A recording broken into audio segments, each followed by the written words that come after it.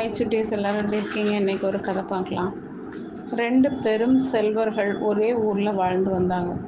ஒருத்தர் தருமி, மற்றவர் கருமி. ஒரே நாளில் 2 பேருமே இறந்துட்டாங்க. அவ்வூரில் உள்ளவங்க திரண்டு வந்து 2 பிணத்தையும் ஒரே நேரத்தில் எடுத்து சென்று சுடுகாட்டில் எரிக்க போனாங்க.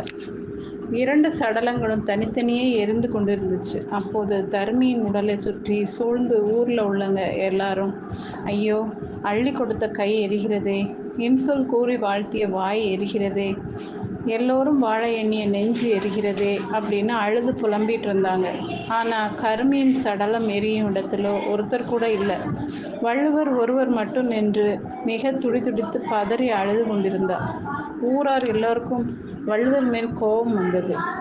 அவர்களில் ஒருவன் துணிந்து தங்கக்கிட்ட கேட்கக்கூடாது தான், என்னாலும் கேட்குறேன் அப்படின்னு சொல்லி, நாங்கள் எல்லாம் தருமி சடலம் பற்றி எரியுது என்று இங்கே நின்று அவர் புகழ் பெருமை சொல்லி அழுறோம். கருமி எரியும் இடத்திலே நீங்கள் மட்டும் நின்று அழுறீங்களே, என்ன காரணம் அப்படின்னு கேட்டான். அதற்கு வள்ளுவன், இன்பத்திலே ஈத்துவதற்கும் இன்பம் என்று ஒன்றுண்டு. இல்லாத மக்கள் மற்றவர்களுக்கு தன் பொருளை வாரி வழங்கி பெற்றுக்கொண்ட மக்களின் முகம் மலர்ந்து மகிழ்ச்சி அடைகிறத பார்த்து எல்லாருமே சந்தோஷப்படுவாங்க. அந்த இன்பம் எப்படி இருக்கும் அப்படிங்கிறத தருமி அவன் வாழ்நாள் முழுவதும் செய்து மகிழ்ந்து சலித்து போய் எறிகிறான்.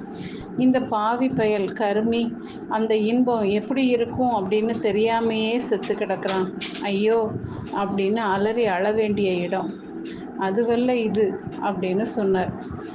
ஆனால் வள்ளுவரால் ஈகையின் சிறப்பு ஊரார் எல்லாருக்கும் உணர்வினை தைத்து ஊன்றியது.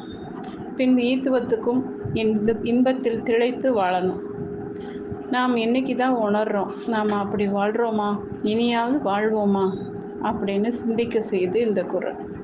ஓகே சுட்டீஸ், இந்த கதை பிடிச்சிருந்தா லைக் பண்ணுங்கள், சப்ஸ்கிரைப் பண்ணுங்கள், ஃப்ரெண்ட்ஸ் அண்ட் ஃபேமிலிக்கு ஷேர் பண்ணுங்கள்.